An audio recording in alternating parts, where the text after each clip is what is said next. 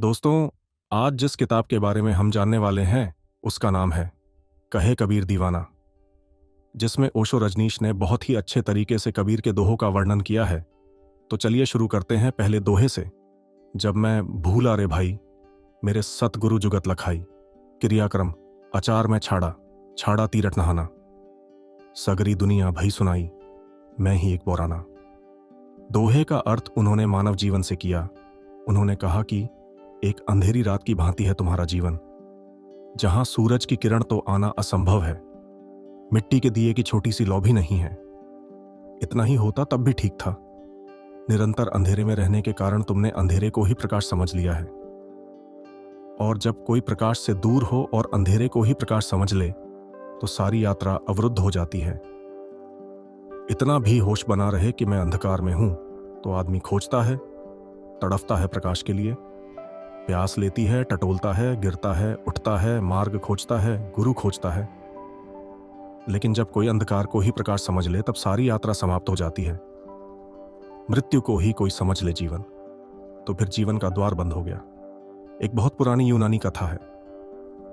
एक सम्राट को ज्योतिषियों ने कहा कि इस वर्ष पैदा होने वाले बच्चों में से कोई एक तेरे जीवन का घाती होगा।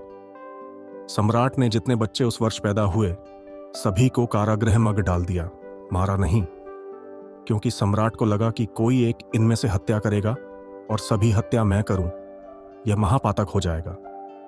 छोटे छोटे बच्चे बड़ी मजबूत जंजीरों में जीवन भर के लिए कोठरियों में डाल दिए गए। जंजीरों में बंधे बंधे हुए ही वे बड़े हुए। उन्हें याद भी न रही कि कभी ऐसा भी कोई क्षण था जब जंजीरें उनके हाथ में न रही हों। जंजीरों को उन्होंने जीवन के अंग की तरह ही पाया और जाना। उन्हें याद भी तो नहीं हो सकती थी कि कभी वे मुक्त थे। गुलामी ही जीवन थी, और इसीलिए उन्हें कभी गुलामी अखरी नहीं, क्योंकि तुलना हो तो तकलीफ होती है। तुलना का कोई उपाय ही न था। गुलाम ही वे पैदा हुए थे, गुलाम ही वे बड़े हुए थे, गुलामी ही उनका सार सर्वस्व थी। उनकी आंखें अंधकार की इतनी अधीन हो गई थी कि वे पीछे लौटकर भी नहीं देख सकते थे। जहां प्रकाश का जगत था, प्रकाश कष्ट देने लगा था। अंधेरे से इतनी राजी हो गए थे कि अब प्रकाश से राजी नहीं हो पाती थी आंखें। सिर्फ अंधेरे में ही आंख खुलती थी, प्रकाश में तो बंद हो जाती थी। तुमने भी देखा होगा, कभी घर के शांत स्थान से भरी दोपहरी में बाहर आ जाओ, आंख तिलमिला जाती है। छोटे बच्चे पैदा होते हैं, 9 महीने अंधकार में रहते हैं मां के पेट में। प्रकाश की एक किरण भी वहां नहीं पहुंचती, और जब बच्चा पैदा होता है तब नासमझ डॉक्टरों का कोई अंत नहीं है। बच्चा पैदा होता है अस्पताल में, वहां से इतना प्रकाश रखते हैं कि बच्चे की आंखें तिलमिला जाती हैं और सदा के लिए आंखों को भयंकर चोट पहुंच जाती है। बच्चे को पैदा होना चाहिए मोमबत्ती के प्रकाश में, वहां हजार हजार कैंडल के बल्ब लगाने की जरूरत नहीं है। दुनिया में जो इतनी कमजोर आंखें हैं उनमें से 50% के लिए अस्पताल का डॉक्टर जिम्मेवार है। उसको सुविधा होती है ज्यादा प्रकाश में। वह देख पाता है क्या हो रहा है, क्या नहीं हो रहा है, क्या करना है, क्या नहीं करना। लेकिन उसकी सुविधा का सवाल नहीं है, सुविधा तो बच्चों की है जो जीवन भर रहे हैं अंधकार में। 9 महीने नहीं, पूरे जीवन वे पीछे लौटकर भी नहीं देख सकते थे। वे दीवार की तरफ ही देखते थे। राह पर चलते लोगों, खिड़की द्वार के पास से गुजरते लोगों की छायाएं बनती थीं सामने दीवार पर। वे समझते थे वे छायाएं सत्य हैं, यही असली लोग हैं। उस छाया को ही वे जगत समझते थे। छाया के इस जगत को ही हिंदुओं ने माया कहा है। असली तो दिखाई नहीं पड़ता, असली का प्रतिबिंब दिखाई पड़ता है। असली को देखने के लिए आंख चाहिए, समर्थ आंख जो प्रकाश में खुल सके, जो सूरज के सामने सामने हो सके। अंधेरे की आदि आंख सत्य को नहीं देख सकती। सत्य ढंग का हुआ नहीं है, सत्य तो प्रकट है, उघड़ा हुआ है। तुम्हारी आंख कमजोर है और सत्य को न देख पाएगी। धीरे धीरे उन्होंने पीछे लौटकर देखना ही बंद कर दिया। पीछे लौटकर देखने का मतलब यह था आंख में आंसू आ जाएं। वह पीड़ा का जगत था। तुमने भी सत्य को देखना बंद कर दिया है, और जब भी कोई तुम्हें सत्य दिखा देता है तो पीड़ा होती है। आनंद जन्मता नहीं, कष्ट होता है। जब भी कहीं कोई सत्य कह देता है तो कष्ट ही होता है, लेकिन एक आदमी ने हिम्मत की, क्योंकि उसे शक होने लगा। ये छायाएं छायाएं नहीं हैं, क्योंकि इनसे बोलो तो ये उत्तर नहीं देती। इन्हें छुओ तो कुछ भी हाथ नहीं आता, इन्हीं पकड़ो तो कुछ पकड़ में नहीं आता। एक आदमी को शक होने लगा। उस आदमी ने धीरे धीरे पीछे देखने का अयास शुरू किया। वर्षों लग गए, बड़ा कष्ट हुआ। जब भी पीछे देखता, आंखें तिलमिला जाती, आंसू गिरते, लेकिन उसने अय्यास जारी रखा। वह बड़ी तपश्चर्या थी। फिर धीरे धीरे आंखें राजी होने लगीं, और तब वह चकित हुआ कि हम किसी कारागृह में पड़े हैं और हमने छायाओं को सत्य समझ लिया है। वह पीछे देखने में समर्थ हो गया। उसकी गर्दन मुड़ने लगी और उसकी आंखें देखने लगीं बाहर के रंग, वृक्ष और वृक्षों में खिले फूल, राह से गुजरते लोग। रंगीन थी दुनिया काफी। छायाएं बिल्कुल रंगीन थीं, उदास थीं। बाहर उत्सव था। छायाओं में कोई उत्सव पकड़ में नहीं आता था। बच्चे नाचते गाते निकलते थे। छायाएं तो बिल्कुल चुप थीं। वह वाणी न थी, वहां मुखरता न थी।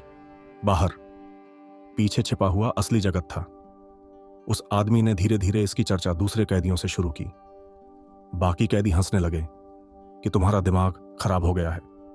हम तो सदा से यही सुनते आए हैं कि यही सत्य है जो सामने है, और हम तो पीछे मुड़कर देखते हैं तो कुछ दिखाई नहीं पड़ता सिवाय अंधकार के। जब आंख बंद हो जाए तो सिवाय अंधकार के कुछ भी दिखाई नहीं पड़ता। जरूरी नहीं है कि अंधकार हो सकता है सिर्फ आंख बंद हो जाती हो, लेकिन दोष कोई अपने ऊपर कभी लेता नहीं, तो कोई ये तो मानता नहीं कि मेरी आंख बंद हो सकती है इसलिए अंधकार है। लोग मानते हैं अंधकार है इसलिए अंधकार है। मेरी आंख और बंद हो सकती है, ये कभी संभव है? हम अपनी आंख तो सदा खुली मानते हैं, अपना हृदय तो सदा प्रेम से भरपूर मानते हैं, अपनी प्रज्ञा तो सदा प्रज्वलित मानते हैं, अपनी आत्मा तो सदा जागृत मानते हैं, और वही हमारी भ्रांतियों की जड़ है। फिर कैदियों की संख्या बहुत थी। वह अकेला था। लोकतंत्र कैदियों के पक्ष में था, बहुमत उनका था, और उन्होंने कहा कि अगर ऐसा ही है तो सबकी सलाह ले ली जाए। एक भी मत मिला नहीं उस आदमी को, और लोग हंसे, खूब मजाक की उन्होंने। धीरे धीरे उस आदमी को पागल मानने लगे। वही कबीर कह रहे हैं, सगरी दुनिया भई सयानी, मैं ही एक बौराना। उस आदमी को अगर कबीर का पद याद होता तो उसने भी कहा होता, सब लोग सयाने, सिर्फ मैं एक पागल। और सिर्फ वह एक ही सयाना था। लेकिन जहां अंधों की भीड़ हो वहां आंख वाला पागल हो जाता है। जहां मूढ़ों की भीड़ हो वहां बुद्धिमान पागल हो जाता है। जहां बीमारी स्वास्थ्य समझी जाती हो वहां स्वस्थ आदमी का लोग इलाज कर देंगे पकड़कर। स्वाभाविक है, क्योंकि लोग अपने को मापदंड समझते हैं। और फिर जब बहुमत उनके साथ हो, बहुमत ही नहीं सर्वमत उनके साथ हो, उस एक आदमी को छोड़कर सभी उनके साथ थे, तो संदेह ही कैसे पैदा हो। लोग हंसे, मजाक की, उसे पागल समझा रहा, उसका तिरस्कार किया, उसकी अपेक्षा की। धीरे धीरे लोगों ने उससे बातचीत बंद कर दी, क्योंकि वह बेचैनी पैदा करता था। बेचैनी पैदा करता था क्योंकि कभी कभी संदेह उनके मन में भी उठाता था कि हो ना हो, कहीं ये आदमी सच ना हो। क्योंकि अगर ये आदमी सच है तो उनकी पूरी जिंदगी बेकार गई। बड़ा दांव है, यह आदमी गलत होना ही चाहिए, नहीं तो उनकी पूरी जिंदगी गलत होगी। और कोई भी आदमी नहीं चाहता कि उसकी पूरी जिंदगी गलत सिद्ध हो, क्योंकि इसका अर्थ हुआ तुमने यूं ही गंवाया, तुमने अवसर खो दिया। तुम मूढ़ हो, अज्ञानी हो, मूर्छित हो। अहंकार यह मानने को तैयार नहीं होता। अहंकार कहता है मुझसे ज्ञानी और कौन, मुझसे समझदार और कौन। ऐसे अहंकार रक्षा करता है अज्ञान की। अहंकार रक्षक है अज्ञान के ऊपर। उसके रहते अज्ञान का किला पराजित ना होगा, तोड़ा ना जा सकेगा। धीरे धीरे उन्होंने इसकी उपेक्षा कर दी, क्योंकि उससे बात करनी भी बेचैनी थी, क्योंकि वह हमेशा रंगों की बात करता। रंग उनमें से किसी ने भी देखे ना थे। वह हमेशा पीछे चलने वाले संगीत की बात करता। संगीत उनमें से किसी ने भी सुना था। उनकी सब इंद्रियां पंगु हो गई थीं। और धीरे धीरे वह आदमी कहने लगा कि ये जंजीरें हैं जिनको तुम आभूषण समझे हुए हो। आखिर कैदी को भी सांत्वना तो चाहिए, तो वह जंजीर को 4 आभूषण समझ लेता है। आखिर कैदी को भी जीना तो है, तो कारागृह को घर समझ लेता है। न केवल समझ लेता है बल्कि भीतर से सजा भी लेता है, ताकि पूरा भरोसा आ जाए अपना घर है। जंजीरों पर कैदियों ने फूल पत्तियां बना ली थीं। जंजीरों को घिस घिस कर वे साफ किया करते थे, क्योंकि जिसकी जंजीर जितनी चमकदार होती वह उतना संपत्तिशाली समझा जाता था। जिसकी जंजीर जितनी मजबूत होती वह उतना धनी समझ जाता था। जिसकी जंजीर जितनी बजनी होती उसकी उतनी ही संपदा थी स्वभावतः। अगर जंजीर कमजोर होने लगे तो वे उसे सुधार लेते थे, क्योंकि जंजीर ही उनका जीवन थी। और जंजीर को उन्होंने जंजीर कभी माना न था, वह आभूषण था। वही तो एकमात्र थी उनके शरीर पर, और तो कोई सजावट न थी। धीरे धीरे इन आदमी को समझ में आने लगा कि ये आभूषण नहीं, जंजीरें हैं, क्योंकि उसे स्वतंत्रता के जगत की थोड़ी झलक मिलनी शुरू हो गई। एक किरण उतर आई अंधेरे में, सूरज का संदेश आ गया। अब इस अंधेरे घर में, इस अंधेरे कारागृह में रहना मुश्किल हो गया। धीरे धीरे उसने जंजीर को तोड़ने की व्यवस्था कर ली। असली सवाल तो भीतर की जंजीर का टूट जाना है। बाहर की जंजीर बहुत कमजोर है। अगर तुम बंद हो तो भीतर की जंजीर से बंद हो। भीतर की जंजीर है, जंजीर को आभूषण समझना। एक बार उसे समझ में आ गया कि आभूषण नहीं है, आधी तो मुक्ति हो ही गई। उसी दिन से उसने जंजीरों को घिसना बंद कर दिया, साफ करना बंद कर दिया, सजाना बंद कर दिया। लोग समझने लगे कि जीवन से उदास हो गया है, जैसा कि आमतौर से सन्यासी के लिए संसारी समझते हैं। उदास हो गया बेचारा। उनके भाव में एक बेचारेपन की प्रतीति होती है। जिंदगी में हार गया। शायद पाया कि अंगूर खट्टे हैं, छलांग पूरी ना हो सकी। कमजोर था, हम पहले से ही जानते थे कि कमजोर है। आज नहीं कल थक जाएगा और संघर्ष से अलग हो जाएगा। कायर है। जंजीरें जो कि आभूषण हैं, इनको सजाना बंद कर दिया। ऐसा ही बेसजाया रह रहा है। आसपास की दीवार को साफ सुथरा करना भी बंद कर दिया। अब पागलपन बिल्कुल पूरा हो गया है। लेकिन उस आदमी ने धीरे धीरे जंजीरें तोड़ने के उपाय खोज ली। भीतर की जंजीरें टूट जाएं तो बाहर का कारागृह टूटा ही हुआ है। आधा तो गिर ही गया, बुनियादी तो हिल ही गई, और पीछे के जगत का, छिपे हुए जगत का संदेश आ जाए। तब एक अनंत पुकार उसे पुकारने लगी। एक प्यास उसके रोए रोए में समा गई। असली जगत में प्रवेश करना है। उसने जंजीरें तोड़ी। जब प्यास प्रगाढ़ हो तो कमजोर से कमजोर आदमी शक्तिशाली हो जाता है। जब प्यास प्रगाढ़ न हो तो कमजोर से कमजोर जंजीरें भी बड़ी मजबूत मालूम पड़ती हैं। प्यास बढ़ती चली गई। पीछे का जगत ज्यादा साफ होने लगा। आंख जितनी सिर्फ होने लगी, उतना ही सत्य का जगत साफ होने लगा। एक दिन उसने जंजीरें तोड़ दी और वह उस कारागृह से निकल भागा।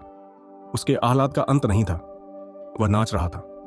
सूरज, पक्षी, वृक्षों में खिले फूल, बस वास्तविक लोग छायाएं नहीं। संगीत, रंग, सुगंध, वह आह्लादित था। वह नाच रहा था। लेकिन कारागृह में अफवाहें उड़ गईं कि हम जानते थे आज नहीं कल जीवन के संघर्ष से भाग जाएगा। एस्केपिस्ट, पलायनवादी, संसारी हमेशा सन्यासी को यही कहता रहा है। उसने साधारण सन्यासी को कहा हो, ऐसा नहीं है। महावीर और बुद्ध को भी भगोड़ा ही कहा है। दोस्तों, आज के वीडियो में इतना ही। बुक के आगे के पार्ट के वीडियो देखने के लिए आप हमारे चैनल को सब्सक्राइब जरूर करें, और साथ ही आपको जिस भी बुक का वीडियो देखना है उसका नाम आप हमें कमेंट बॉक्स में जरूर बता सकते हैं। हम आपकी पसंदीदा बुक का वीडियो जरूर डालेंगे, वो भी बिल्कुल फ्री और हिंदी में।